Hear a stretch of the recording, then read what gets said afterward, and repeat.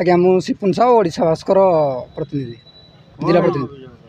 ଆଜ୍ଞା ଜଣେ ମହିଳା ଅଭିଯୋଗ କରିଥିଲେ କି ବିଧାୟକ ମୋତେ ଟଙ୍କା ଦେଉନାହାନ୍ତି, କେଉଁଟା ପ୍ରତିଶ୍ରୁତି ଦେଇ ଠକୁଛନ୍ତି ଲୋକକୁ। ଏଇ ବାବଦରେ ଆମେ ଗୋଟେ ଖବର ପରିବେଷଣ କରିଥିଲୁ। ଯେହେତୁ ଜଣେ ମହିଳା ଆମକୁ ଡାକିଥିଲେ, ମହିଳାଙ୍କ ଅଭିଯୋଗ ହିସାବରେ ଆମେ ଖବର ପରିବେଷଣ କରିଥିଲୁ।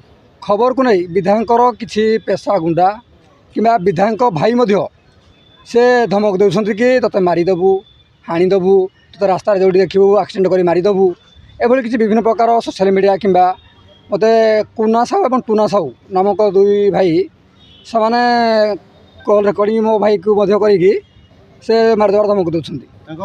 ଆପଣ ଯେଉଁ ବିଧାୟକ ନାଁରେ ଅଭିଯୋଗ ଆଣିଛନ୍ତି, ସେ କେଉଁ ବିଧାୟକ, ତା ନାଁ କ'ଣ? ଛେଣ୍ଡିପଡ଼ା ବିଧାୟକ, ଛେଣ୍ଡିପଡ଼ା ନିର୍ବାଚନ ମଣ୍ଡଳୀ। ସେ ସବୁ ମାନେ ଯେତେବେଳେ ଗଛ କାଟିବୁ କିମ୍ବା ଆମେ ବିଭିନ୍ନ ପ୍ରକାର ସବୁବେଳେ ଖବର ପ୍ରସାରଣ କରିଛୁ।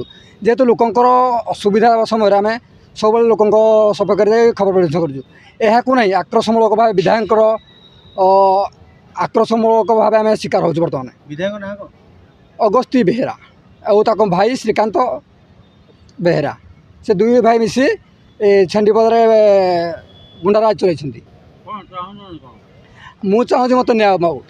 ସେମାନେ ଯେଉଁ ମୋତେ ମାରିବାକୁ ଚାହୁଁଛନ୍ତି, ଯଦି ମୋତେ ନ୍ୟାୟ ନ ମିଳିଲା ମୁଁ ଆଗାମୀ ଦିନରେ SPFC ସମ୍ମୁଖରେ ଆସି ଆତ୍ମହତ୍ୟା ଦେବି। କାରଣ ସେମାନେ କହୁଛନ୍ତି ନେତା ମନ୍ତ୍ରୀ ଆମର, ଆମେ ନେତା ମନ୍ତ୍ରୀଙ୍କୁ ଫୋନ୍ କରିକି ଆସିକି ତୋତେ ଆରେଷ୍ଟ କରାଇଦେବୁ। କାରଣ ମୁଁ ଯେ ତୁ ଦରଖାସ୍ତ ଦେବି କିନ୍ତୁ ମୁଁ ଆରେଷ୍ଟ ହେବି।